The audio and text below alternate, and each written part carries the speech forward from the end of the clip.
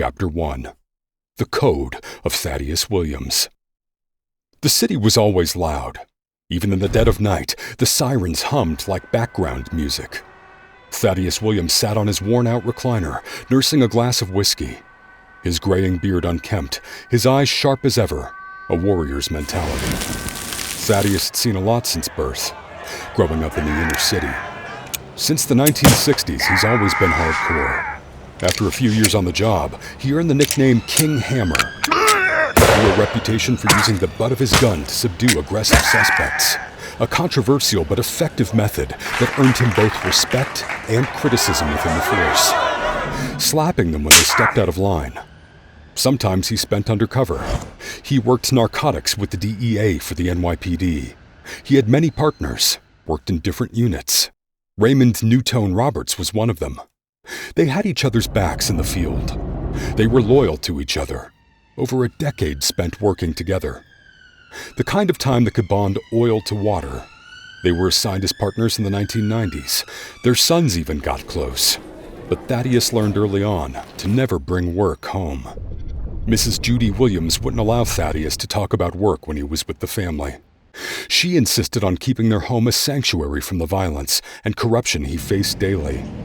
This unspoken rule created both distance and relief for Thaddeus. While it spared his family from the darker realities of his job, it also left him carrying the weight of his experiences alone. Over time, he learned to compartmentalize, but the cost was a growing emotional divide between his work life and his family. She would say anything to stop his mind from going dark. "Tell us about where you're taking us this week." Or, "Talk about your love for music." Judy was a complete sweetheart. Thaddeus understood the truth. The job hardened him. But when he was home, he was with his sweetheart, his kids, all at peace. He was delighted with his time with family. Over time, Newtone named Thaddeus Elijah's godfather. Thaddeus liked to teach his son Charlie about life. He would teach Elijah the same. And he thought since Charlie was an only child, getting close with Eli meant his son would have a companion. Elijah's mom, Dottie Roberts, had been heinously raped and tragically murdered. She was found stabbed to death in a city park when the boys were just 5. Mrs. Dottie Roberts was an outstanding woman, a great wife, and an even better mom. Her tragic death left an unshakable impact on the community and an even bigger impact on Elijah. It shaped him into a fiercely independent and determined young man. He masked his pain with humor, but beneath the surface, he harbored deep trust issues and a relentless drive to seek justice. The loss made him hyper-aware of danger, always scanning rooms, reading people, and preparing for the worst.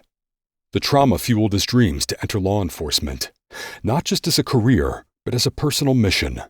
To Elijah, the badge wasn't just any old career. It meant redemption. It was his way to stand guard over those he cared for most and for those who couldn't protect themselves. Elijah would grow up incredibly closer to the Williams family. He developed a strong bond with Mrs. Judy Williams. She became the closest woman to a mom he had. Eventually, after some years, she became his godmom. After all, Thaddeus knew Raymond needed help with Elijah since his wife Dottie passed away. As the Williams stepped up, their helping hand with Elijah allowed Raymond the additional time to himself any single parent would need. Thaddeus didn't mind having Eli around. He would bring the boys to sporting events, and Judy would get them from school regularly, sometimes even picking Elijah up in the mornings, simply to help Ray get Elijah to school on time.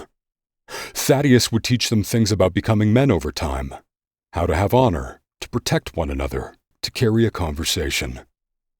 Eventually, Thaddeus taught Charlie and Elijah to read people, a skill that would later define Charlie's life.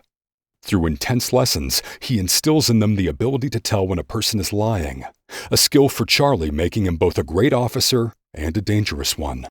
"You ever see how a man hesitates before he lies?" he asked, turning to his son, while wishing Elijah were around for this lesson.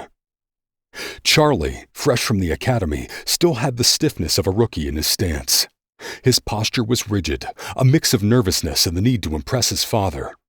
Though he stood tall, there was a hesitation in his movements, as if he was still adjusting to the weight of the badge on his chest.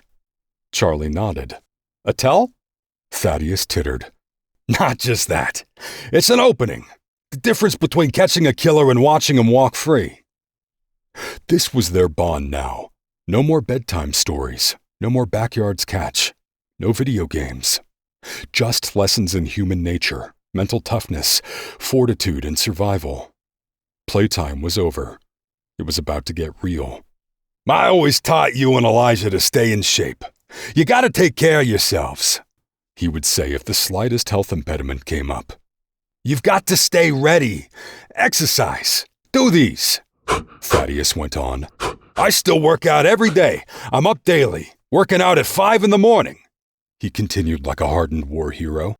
I know, Dad, Charlie replied flat and disheartened. What's with the downcast? Asked Thaddeus, knowing Eli had since succumbed to gunshot wounds. Charlie always wished he was alive to graduate with him from the police academy.